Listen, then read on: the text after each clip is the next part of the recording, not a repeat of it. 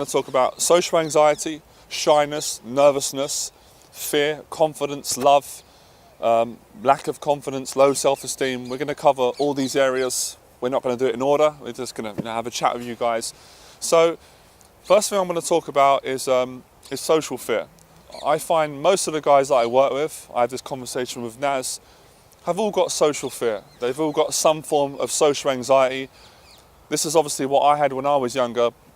Now, don't be afraid of the word social anxiety, because a lot of people think it's a bad word, there's something wrong with it. It's not. Social anxiety is just shyness, and it's just nervousness around people.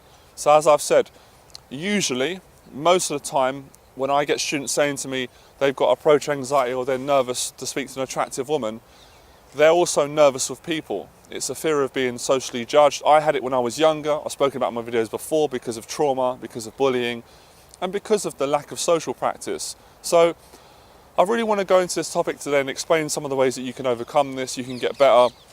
The first thing I'm going to talk about is accepting fear. Yeah. Most men, well, I just want to say, everyone's got anxiety or some form of social fear. Like human beings, we all carry a healthy amount of social fear. Yeah, like everyone has like some sort of fears, and actually some people, they don't say I have a fear, because if someone doesn't say, it doesn't mean they don't have it. Yeah. So everyone has it, and some people have different way, like a different form of fear. All fear is same, but it's like a different form. Mm-hmm. For example, some people, they have fear to talk to a beautiful girl. Some people, they have fear to talk to, when they go for shopping, they're very afraid to talk to the salesman. Yeah. Because it's normal thing. And some people, when they go to the tube, and they feel very afraid. They feel like other people are judging them. Mm-hmm. The way Yeah. they are sitting, possibly that's not the right way of sitting. So people are looking at them. So it's all same fears come in different form actually. Yeah. And it's all sign of social anxiety as well, like which everyone has in different form. Yeah, it's totally true what you said. I mean, what I'm saying to the guys is, you probably see myself or you see Naz doing videos, you've been watching me for a long time, and a lot of my students or people think I don't have any fear. Of course I have fear, guys. Of course I get nervous. Of course I get anxious sometimes, but I've learned to manage this. So of course I'm very confident. And this is what I'm excited to share with you guys. So the first thing is accepting that you're not weird because you've got social fear. You're not weird because you get on the train and feel self-conscious. I think everyone feels like that. What I want to share with you and teach you is you can manage these feelings and get much better. So when I get on the train now, I do feel relaxed. Okay, I might have days where I feel a little bit more self-conscious, but most times I feel really comfortable. I feel a lot more comfortable than the average person because I've practiced putting myself in these situations and meditating and doing the exercises that I teach you guys on the YouTube. So I really just want to share with the guys that when we work with guys on the weekend program, we're not trying to teach people how to remove every bit of fear, because we can't do that. We're teaching them how to manage it better. And in managing fear, you pretty much don't have it. You get a better relationship with fear, and then you can speak to people. You can be more confident around women. And to be honest, a woman is going to be attracted when she senses that you're a confident man, but you have a few nervous tics. Because to be perfect, it's not natural, you know? It's not natural and healthy to be perfect in everything. So when the women say like you have fears, and also your confidence, it shows you are a natural person. Yeah. So you are not like a something else or somebody else, which you are not. So because women, they're very smart to understand this. So lots of my men may think, okay, I'm trying to fake to be a confidence. And obviously people can sense it when you do something and when your body doesn't respond the same way. So it's a very easy way to identify it. And yeah, that's the thing actually, like self-confidence is very important. It is very confident. So I'm going to speak to you guys now. You picked out a good point there about confidence, because people have got different ideas about confidence, and this is the way I've always built my confidence myself, and this is what I've always helped other men to do. Confidence is something that you earn through practice. Yeah. Like, for example, I could use a spiritual term and say, everyone's confident, everyone is confident, just, enlighten yourself, believe you are. But that's not going to work for most people. It didn't work for me, it didn't work for hundreds of guys I work with. You need to change your psychology through the medium of social practice. So these are obvious things, and you guys know this already. When I work with people, my job as a teacher is not to teach people, stuff that they don't know, is to remind them of what they do know and to help them to manage through their fears, to do the things that they know that they want to do, that they're afraid to do. So the social anxiety causes social judgment, which makes you feel, I'm afraid to express myself honestly. That's why I talk about congruency, I talk about love, self-esteem, because when you start practicing honesty, your fear might be up here, level 10, but the more honest you are, it starts coming down.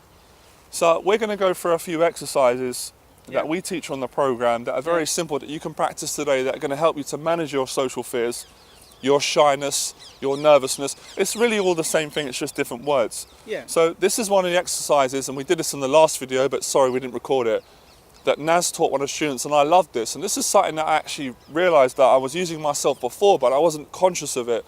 Naz just brought it to the conscious, so we're going to show you now. I'm going to pretend to be the student and pretend to be nervous. So, okay. I'm going to go back in time and be the old Johnny Berber or Jonathan, and I'm going to pretend I'm anxious, and you're going to show the exercise, okay?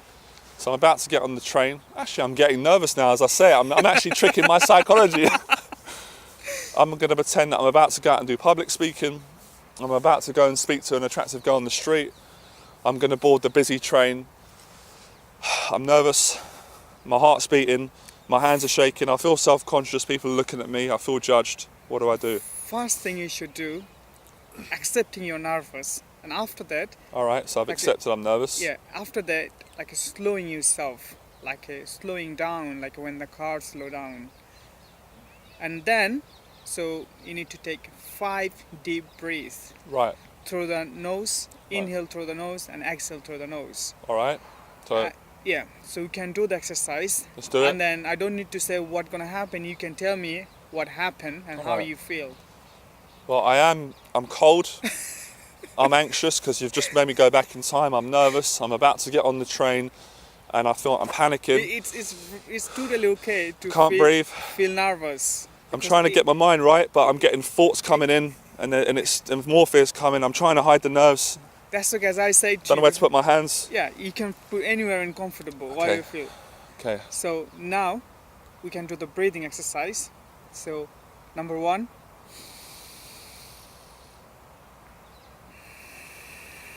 So I'm breathing in through the nose and out through the nose? Yeah. All right, okay, so. Number 2.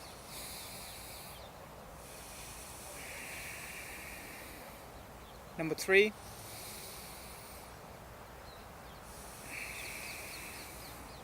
Number 4.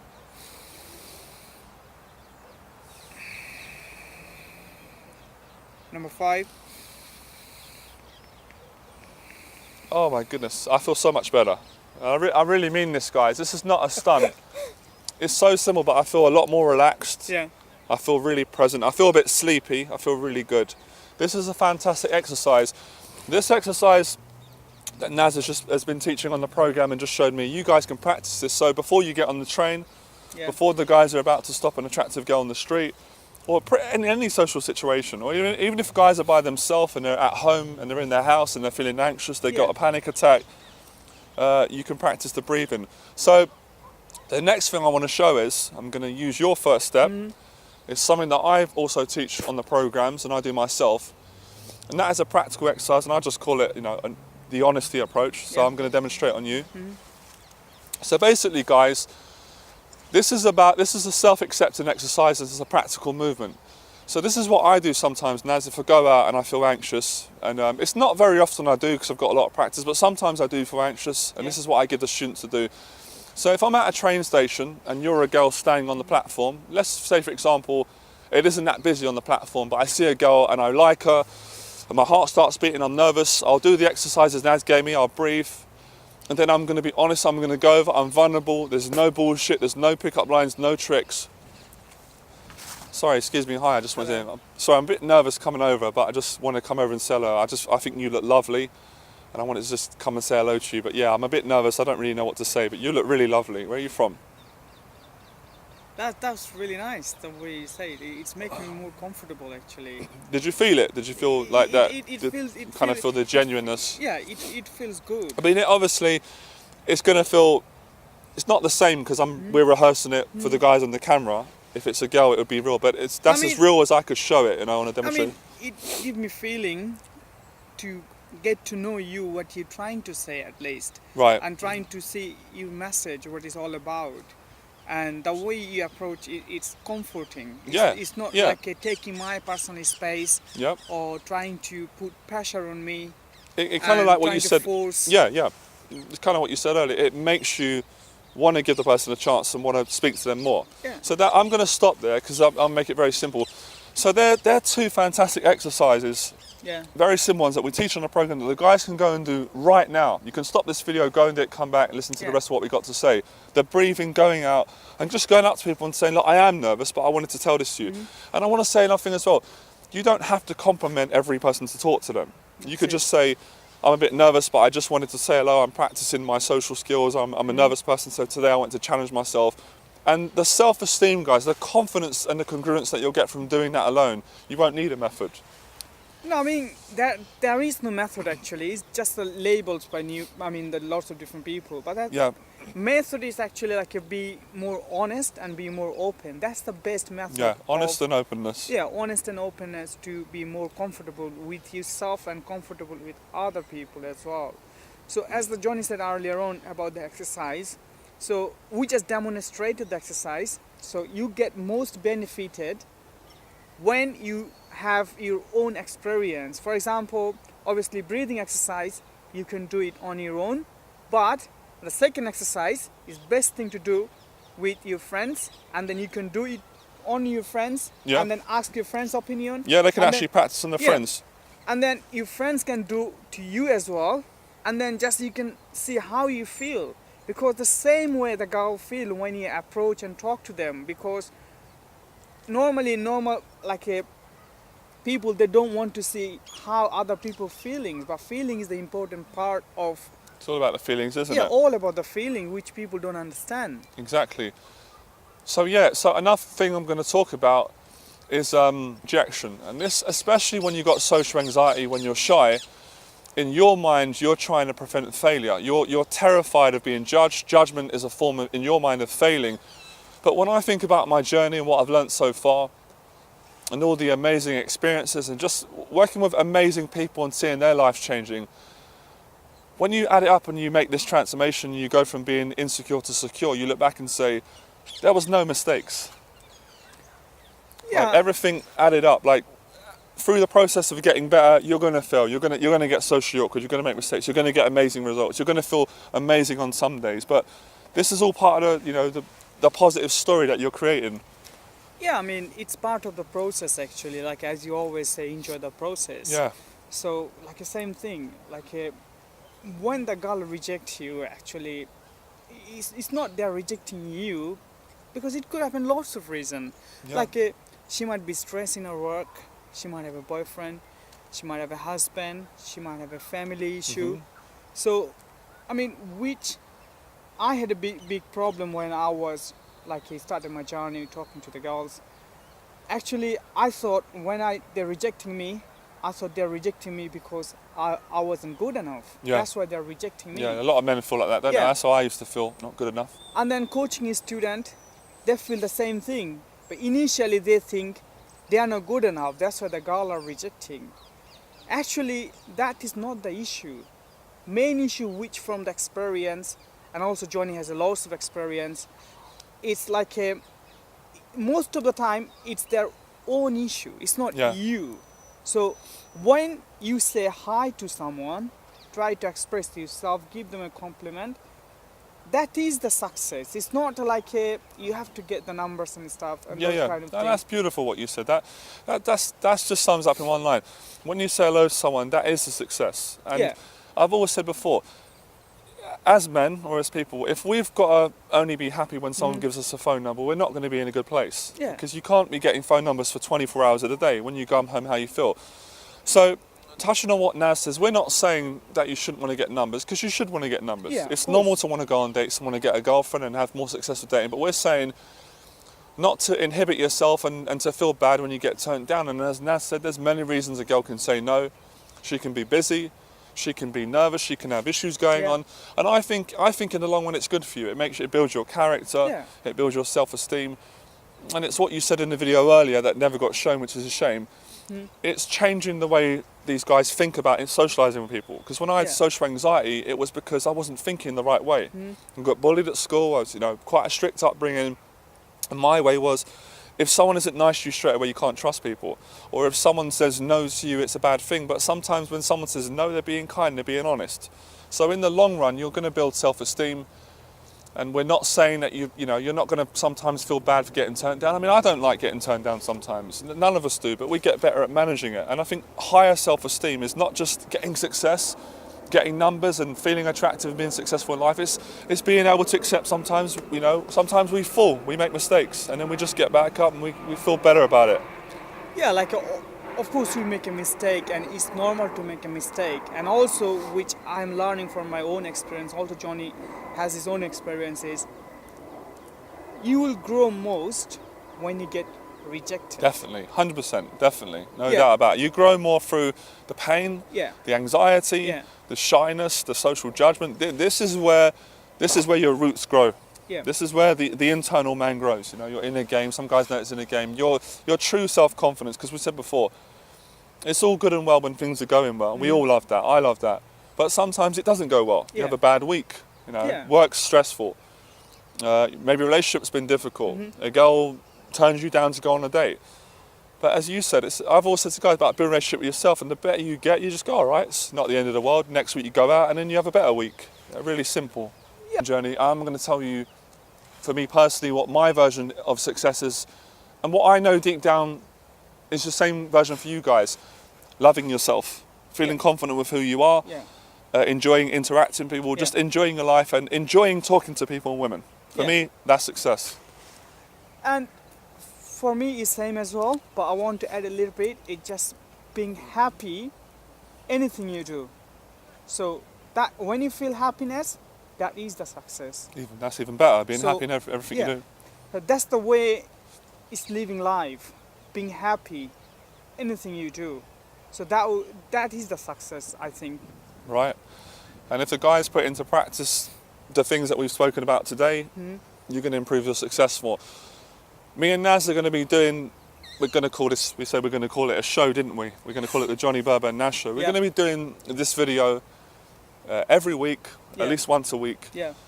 Sharing our thoughts with you guys, helping you through anxiety, social anxiety, shyness, and helping you and teaching you how to build confidence with attractive women and improve your social life. So the last thing is, I want to talk to the guys about the weekend programs that we got coming up. We basically re-evaluated, looked at the things that were working really well on the boot camp, decided to make it even better, getting feedback from the students. It's been going amazing. We're changing the name of boot camp to Weekend Confidence Program, because that's what we're about, helping men to improve their confidence with their social life, with meeting women, getting better with people and getting more confident in their life. So basically, we take 4 guys on the program. The program is over 2 days. It's a Saturday and Sunday. It's 10 hours. When we first run the program, we did 100% infield practice. Got amazing results. Then we started to get more feedback. We changed it a bit. We made it 70% infield, and we did the other 30% getting together as a group and building friendships, hanging out with the guys, getting to know each other. I'm very open, you're the same. I'm never shy to share my insecurities. And I'll give them a compliment. That is the success. It's not like you have to get the numbers and stuff. And those kind of things. That's beautiful what you said. That just sums up in one line. When you say hello to someone, that is a success. And I've always said before, as men or as people, if we've got to only be happy when someone gives us a phone number, we're not going to be in a good place. Because you can't be getting phone numbers for 24 hours of the day. When you come home, how you feel. So, touching on what Naz says, we're not saying that you shouldn't want to get numbers, because you should want to get numbers. It's normal to want to go on dates and want to get a girlfriend and have more success with dating, but we're saying not to inhibit yourself and to feel bad when you get turned down. And as Naz said, there's many reasons a girl can say no. She can be busy, she can be nervous, she can have issues going on. And I think in the long run it's good for you. It builds your character, it builds your self-esteem. And it's what you said in the video earlier that never got shown, which is a shame. It's changing the way these guys think about in socialising with people. Because when I had Yeah. social anxiety, it was because I wasn't thinking the right way. I got bullied at school. I was, quite a strict upbringing. And my way was, if someone isn't nice to you straight away, you can't trust people. Or if someone says no to you, it's a bad thing. But sometimes when someone says no, they're being kind, they're being honest. So in the long run, you're going to build self-esteem. And we're not saying that you're not going to sometimes feel bad for getting turned down. I mean, I don't like getting turned down sometimes. None of us do, but we get better at managing it. And I think higher self-esteem is not just getting success, getting numbers and feeling attractive and being successful in life. It's being able to accept sometimes, sometimes we fall, we make mistakes, and then we just get back up and we feel better about it. Yeah, like of course you make a mistake, and it's normal to make a mistake. And also, which I'm learning from my own experience, also Johnny has his own experiences, you will grow most when you get rejected. Definitely, 100%, definitely, no Yeah. doubt about it. You grow more through the pain, Yeah. the anxiety, Yeah. the shyness, the social judgment. This is where your roots grow. Yeah. This is where the internal man grows. Your inner game. Some guys know it's in a game. Your true self-confidence. Because we said before, it's all good and well when things are going well. We all love that. I love that. But sometimes it doesn't go well. You Yeah. have a bad week. Yeah. Work's stressful. Maybe a relationship's been difficult. A girl turns you down to go on a date. But as you said, I've always said to guys about building a relationship with yourself, and the better you get, you just go, all right, it's not the end of the world. Next week you go out, and then you have a better week. Really simple. Yeah, that's the thing. Like, of course, every day is different. So sometimes you'll have a good day, sometimes you'll have a bad day. Yeah. And this is part of our life, actually. So basically, you don't need to too much worry about okay, this. But actually, you need to be more happy where you are on the present, Yeah. where you are now. So, and then just do and take the action, what feels right, and how you feel about the things, what you want to do. And then just follow your feelings. Right, final thing we're going to end off with, success. So what is success? Some of you guys are going to think phone numbers, getting a girlfriend, feeling attractive, feeling confident. I'm going to cut the bullshit now. I've mentored hundreds of men. I've gone through my own journey. I'm going to tell you, for me personally, what my version of success is, and what I know deep down is the same version for you guys. Loving yourself, feeling confident with who you are, enjoying interacting with people, just enjoying your life and enjoying talking to people and women. For me, that's success. And for me, it's same as well, but I want to add a little bit. It's just being happy, anything you do. So that when you feel happiness, that is the success. That's even better, being So, happy in everything you do.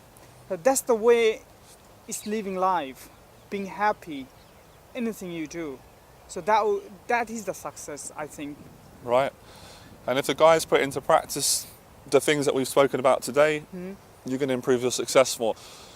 Me and Naz are going to be doing, we said we're going to call it a show, didn't we? We're going to call it the Johnny Berber and Naz show. We're going to be doing this video every week, at least once a week. Yeah.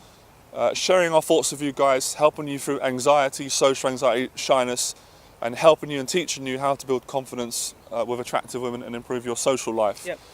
So the last thing is, I want to talk to the guys about the weekend programs that we got coming up. We basically re-evaluated, looked at the things that were working really well on the boot camp, decided to make it even better, getting feedback from the students. It's been going amazing. We're changing the name of boot camp to Weekend Confidence Program, because that's what we're about, helping men to improve their confidence with their social life, with meeting women, getting better with people and getting more confident in their life. So basically, we take 4 guys on the program. Yeah. The program is over 2 days. It's a Saturday and Sunday. It's 10 hours. When we first run the program, we did 100% infield practice. Got amazing results. Yeah. Then we started to get more feedback. We changed it a bit. We made it 70% infield, and we did the other 30% getting together as a group and building friendships, hanging out with the guys, getting to know each other. I'm very open, you're the same. I'm never shy to share my insecurities, and helping guys, supporting them and counselling them through their fears, because we know that fear with women is not just fear of women. There's usually anxiety in their life, and that's what we're about. And we're really excited, and these programs are going great. And we plan to bring this program, and we want to help men I mean, I've already been doing it, but on a bigger level all around the world. And if you're from another country, we want to invite you over. This is worth the investment. Traveling over to London would be an amazing experience. It's just gone really well. But I wanted to go one further this year. I wanted to make the program even better. I've changed the name from bootcamp now. I just feel it doesn't feel right for what we're teaching. And we've called it the Weekend Confidence Program. Because really this is what we're about. We're about helping men with anxieties, with shyness, to build more confidence in their dating life with attractive women, to also have confidence in their social life, and to be confident in themselves. That's what we're doing. So when we first started to do the program, we did 100% in field, and we got some great feedback, and I've been doing this for 3 years. But after listening to the students more and seeing what they need, we found to make the program 70% of social practice outside, talking to them on the street, in coffee shops, getting them to get comfortable with people. Also 30%, we do what we call like group therapy. Yeah. So we sit down with the guys, we build friendships, relationships. It's a form of counselling, and it's no bullshit. It's what I do on my 6 weeks programs. This has been the difference between my teaching from 4 years ago to now. It's made massive changes, and this is what the guys wanted. Hanging out, what I spoke about in my last video, building fellowship, building a friendship with us. Yeah. Because we're not super gurus, we got fear as well, but we just want to help these guys out. And just encouraging guys that are on the workshop to build friendships with each other. Because I say, if you're struggling with one, you're struggling with all. So if you've got anxiety or shyness and you find it difficult to open up, Naz is going to help you with that. I'm going to help you. We're going to build friendships with you. Then we're going to help you to transfer that out in the field, so to speak, speaking to attractive women. And of course, we're going to help you to get phone numbers. We're going to teach you how to build attraction with women. But as we said, we're teaching you everything honesty. The same principle with everyone. Not one method on one girl and one different thing on your friends and family. So this is a social transformation. And I'm just excited. I'm looking forward to working with you guys. So we've got some dates coming up. You've memorized the dates. What are the dates of the next 3 weekend programs coming up? For the February one, we have 20th and 21st of February. Right. And for the March one, we have 19th and 20th. And for the April, we have 23rd and 24th. Awesome. What I'm going to do is, there's going to be a link on this video. You can go to the website. I've got all the dates from the website, the booking arrangements, the pricing. Some questions I'm going to answer because I've been getting a lot of emails, guys that are interested in taking a program with us. Lots of people, and I mentor guys from all around the world. Guys travel over. But lots of you want to know about the time of the workshop. You want to know about the area it's taking place, booking arrangements. We're going to answer your questions, make life a little bit more easier for you. So when you get in touch and email me, if you're interested in taking the program with us, you'll got some more clarity. You know how the workshop works. So the workshop is 10 hours in total.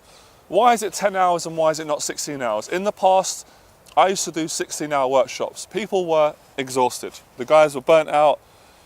They can't absorb all this information. When we change it to 10 hours, much better results, period. That's why I made it 10 hours, because you get better results and you don't burn yourself out. And then you've got the information, you've got the tools, the experience when the workshop is over to continue practicing. And we also support you throughout your whole life. So when you take a program with us, you're with us for life. If you do the program and you're happy, you never want to see us again, we're not going to take it personal, but we give you email support. You've got the free YouTube content. You can come to our social circle, meet up our group. So that's going to support you and give you more reassurance when the workshop is over. Secondly, logistics. Where are we holding the workshops? We're holding it in central London. We take you to specific places that are designed to teach you these social exercises. So we start off, and I don't want to give away all my secrets because maybe other people are going to steal it. When you come and do the program, you're going to know. We start off in areas that are more relaxed, it's not too busy, because we know when you've got fear, you're nervous. It's overwhelming when it's too busy. As the program gets on throughout the day, we go to slightly busier places and we take it from there, and we gradually take you through the process, and it's amazing. It's going to build your confidence and it's going to make you feel, better with women and more socially relaxed, and you're going to enjoy it. You're going to enjoy the process. Logistics. Loads of places to book in London. If you're abroad, if you're in America, Germany, France, I've got a following all around the world. This is amazing, guys. I really appreciate love and support. There's loads of places that you can book affordable stays. If you don't care, if you're rich, you've got loads of money, money isn't a problem, you can book more fancy places. But most of the guys we work with, they book in the area of Paddington. I'm not staying too far away. You can't stay at my place, it isn't big enough. I would love to have you guys round if I could. You can book in Paddington, you can book near central London. when you send us an email, we're going to give you booking arrangement, we're going to give you some hotels, but really you just have to go on Google and look up affordable stays in central London. So you can find a place to stay that is really close to where we're going to be practicing. Central London is easy to get to, so we want to invite everyone. We want to help as many guys on this workshop as we can. I mentor a lot of guys anyway that come over and work with me one-on-one. But we are going to be honest and straight, guys. As you know, I'm a straight person. We know that the program is not for everyone. We can't help everyone. If you want to go out and you just want to shag loads of women, you want to use pickup lines, you don't want to be honest, we can't help you. We don't work. It's not personal. There's other people that do that and they're great at that. But if you've got anxiety, if you're shy, if you want to start attracting women naturally and building relationships with women, and you want to get more confident in your social life, and you like what we teach, it's very likely that our program is right for you, and we're really excited about building a friendship with you. And the reason I say building a friendship with you, this is what differentiates the way me and Naz teach, because we build friendships with the guys we work with, because we're sharing our life with each other, we're connecting. As I said, we're not gurus, we're very experienced, but we want to help you as well. We get afraid sometimes as well, we're not perfect, but this is life-changing. And if I'm being honest, and I'm always being honest, most of our students have said they've enjoyed mostly the social practices have been great, but just hanging out and building friendships with us, because that's what builds the self-esteem, the self-confidence and the congruency. And this is what the Weekend Confidence program is going to deliver. So logistics will be taken care of, you'll have a place to stay, you're going to have an amazing experience, you're going to have the right place to practice. As I said, when the program is over, you're going to have the email support. You've got the Skype mentoring as well. Some of the clients we've been working after, they keep in touch in Skype just to make sure that the practice, you're keeping up to practice, you're getting the results. And of course, if you wanted to invest more, if you wanted to do one-on-one coaching after with me on Naz, we offer a program for that. So I'm really excited about doing this program. I'm very pleased with the way Naz has been teaching. That's why I got Naz on board. I had a lot of people getting in touch and wanting to work with me. A lot of amazing people that are good at seducing women, but I just felt they wasn't right, and I like Naz's ethics. We get on really well. He was one of my former students. He took a boot camp with me at the time, and he just really developed really well, and he's getting a great relationship with the students. He's really amazing at helping people to relax, getting them present, getting them confident with women, and also he's great at demonstrating how to have conversations with women, how to get phone numbers, and how to be more socially confident. So if this sounds like something that you're interested in and it could help you, get in touch. Go to www.johnnyberber.com. Naz has also got a website as well. I know that you're developing your website, your YouTube channel's coming up, you're going to have the information on there. So what is your website? www.naztng.com. I'm also going to leave a link to Naz's YouTube channel. You can see Naz in action, you can see him talking to women, connecting with them, getting phone numbers, getting women attracted, being socially confident. So looking forward to seeing you guys on the program. I hope you guys have enjoyed the video. We're going to be doing this show or this style of video every week. And I can't wait to see you guys change your life and to build a friendship with you guys, all right? I really appreciate the support.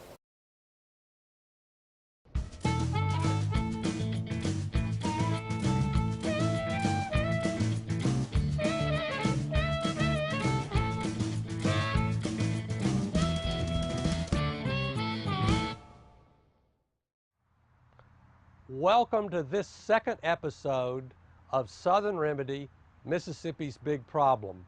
We have a lot to cover tonight, all the way from religion and obesity to what fat does inside your body.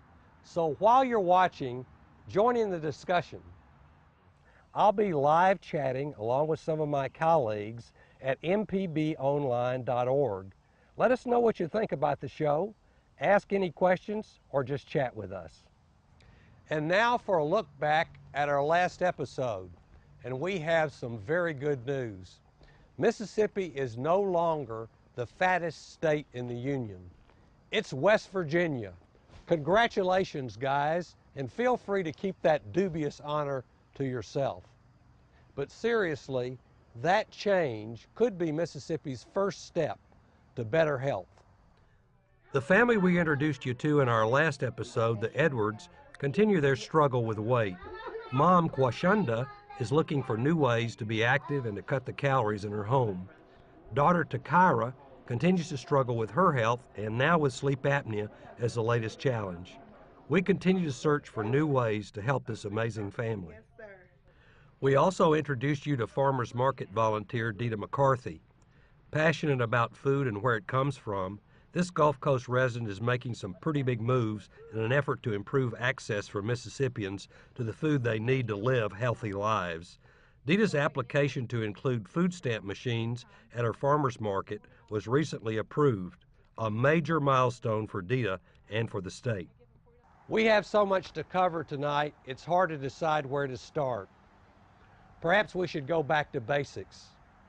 Through the door of this church, thousands of people have walked to worship at the altar of their Lord. Old and young, skinny and not so skinny.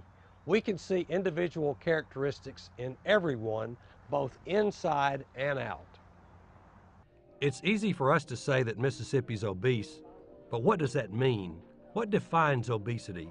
Why do so many Mississippians have it? And why is it so doggone hard to get rid of?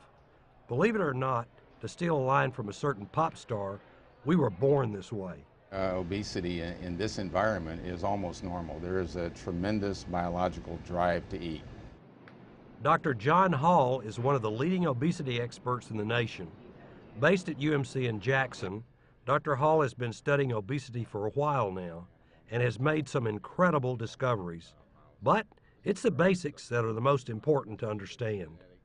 The most important thing about obesity is that calories ingested exceed calories expended, and that's what causes obesity. So when you take in more calories than you burn, you become obese. Seems simple, right? Eat less, lose weight. But according to Dr. Hall, we weren't born that way. The problem is that when you try to lose weight, everyone wants to lose weight that's obese almost. But when you try to lose weight, you begin to turn on some of these hormone signals that are what we call starvation signals that give you a tremendous drive to eat. And with that tremendous drive, it really overcomes your willpower, in a sense, to lose weight. The drive to eat is more powerful for most people than the drive to lose weight or to become thin. And it is these instinctual drives that may be Mississippi's downfall. Recently, I sat down with Dr. Anson Thagard, a radiology expert at the University of Mississippi Medical Center, to find out what physical impact obesity is having on Mississippians. Dr. Thagard was actually able to show me what obesity in Mississippi looks like from the inside out. Just a warning, some of the images in this segment are not for the faint of heart. Even I found some of them surprising. Now here's someone that has a lot more weight than a normal person, right? What do you see here? That's correct. This is what some people would refer to as a pear shape, but that's a little misleading sometimes. First off, what we see, again, you get the feel for the skeleton here. All of this is body fat from here all the way back. This person doesn't even fit all the way in the scanner.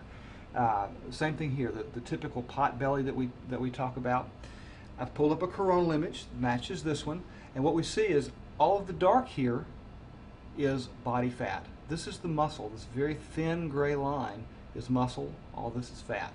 Same thing that we see many times is this liver is very enlarged compared to a normal. We see the liver is not as bright as the spleen here. What we see is also is a lot of intra-abdominal fat. Now, many of my patients who have weight problems complain of shortness of breath. And looking here, you might be able to see why. Why do you think? Absolutely. We have so much intra-abdominal fat and so much extra-abdominal fat as well that it's difficult for them to actually pull the diaphragm down to get a big enough breath. And shortness of breath aside, that abdominal fat is a major warning sign. And the person with the so-called apple shape or abdominal obesity or the gut fat, who has a much higher risk for cardiovascular disease. Cardiovascular disease is only one of the many dire results of obesity. We know that obesity accounts for about 65 to 75% of the risk for high blood pressure. And we know that high blood pressure is the major factor driving cardiac disease or heart disease, blood vessel disease, and kidney disease. Obesity is also the major risk factor for diabetes. About 90 to 95% of diabetes is very closely linked to obesity. And diabetes is a major driver for kidney disease and heart disease as well. And studies that we've done have shown that obesity is a major driver for cancer. And not only does obesity make you more likely to get cancer, it may make you get it worse. Tumors grow faster in obese animals than lean animals. So, very simply put, from Dr. John Hall, a man who should know, obesity is probably the single most important factor that we have driving most of our chronic diseases that have the greatest effect on mortality and morbidity. and in addition to all these diseases that will make our lives much shorter than they should be, obesity also makes it more painful than it needs to be. What I've shown here is this is a bone scan that we might get for someone who has cancer, for instance. And what I'm showing here is that we have a very small skeleton inside of a very large body. This person is so large that they don't even fit completely on our camera. We've actually cut off part of the sides there. The most important feature here that I wanted to show, though, is the effect that all of this weight has on her bones. We see that the bones are sort of a bow-legged appearance here, and where this is lit up very bright white is actually indicative of some arthritis. We also see similar findings in the feet here. So this person's having severe trouble with arthritis from obesity. We see this person has, again, a lot of this extra fat, which causes weight to bear down on the spine. The spine is slightly bowed, and you can see that the mechanics just basically crush the spine with all this weight. These are relatively normal disc spaces here, and look at this disc space. It's just a little thin gray area. Correct. That one there has been squished. It's been squished, yes. And we have this whiteness around it. This is the bone reacting to that. So this is a case of actually relatively early degenerative disc disease in this patient. As a physician, I found these images to be an astonishing representation of Mississippi's big problem. But we wanted to demonstrate even more what obesity does to a person's body. And the only place to see that, the operating room. We start with the belly. Our cameras went inside to witness a liver surgery of an overweight patient, and before even reaching the organ in question, the belly told its own story. Right there, the belly fat that so many of us struggle with, yellow and slimy. This is what fat really looks like. For another view of the same thing, we met with Dr. Stephen Bigler, head of the pathology department at UMC, and he showed us something none of us will ever forget. What is this here? Well, this is a resection specimen from a patient with morbid obesity where they've taken out part of the abdominal wall. Some people with massive obesity, they have such kind of an overhang that they end up with health problems from that, and they need just bulk reduction of the adipose tissue before some of these other interventions can be effective. So this is a reduction of basically that apron that is hanging over because they're having complications from that. That's when there's too many calories, it ends up here and turns into adipose tissue. This patient actually had 2 of these, and they were about 10 pounds each. Mind-boggling, right? But back to the original surgery, the liver. It's one organ that is greatly affected by obesity. When the liver stores fat, it's because you've exceeded the storage capacity of the fat cells, particularly in the subcutaneous areas. The liver itself, when it stores too much fat, gets a condition of cirrhosis. In fact, it's more fatty liver now is the leading cause of cirrhosis or liver dysfunction in the country now, more important than alcohol consumption as a cause of liver cirrhosis. When the liver fails, of course, you're not going to be able to survive unless you have a liver transplant. Again in the operating room, the surgeon knows exactly what he's looking at. So this is a fatty liver, and the reason you can tell it's a fatty liver is because it has rounded edges instead of sharp edges, which means there's a lot of fat within the liver. You see this rounded edge here, and it feels like it's a fatty liver, which is probably more common in heavy people than thin people. On to the heart, another organ destroyed by obesity and excess fat. This patient was supposed to be our example of a healthy heart, but when the surgeons opened him up, they got their own surprise. This is actually a little bit covered with fat. So tell you that also skinny people. George, is that enough? Yes, thank you. Even skinny Also people skinny people sometimes have, see this patient had a poor diet all his life. But you can see the heart now. I lift the heart a little bit. You see, there is actually. You see, in many people, all this is full of fat. This patient has only fat in this area and some fat here. So he has already some damage. He already has some coronary disease, not severe enough to do bypass, but he has some coronary disease. There are two things, or there are two types of effects that obesity has on the heart. One is the high blood pressure. The high blood pressure causes what we call concentric hypertrophy, thicker walls, a stiffer heart. But it also, obesity also causes eccentric hypertrophy, which means a more larger chambers in the heart. And so the larger heart itself is known to be a risk for heart failure. The second thing is that when the fat begins to accumulate in the heart, it creates damage to the muscle cells of the heart.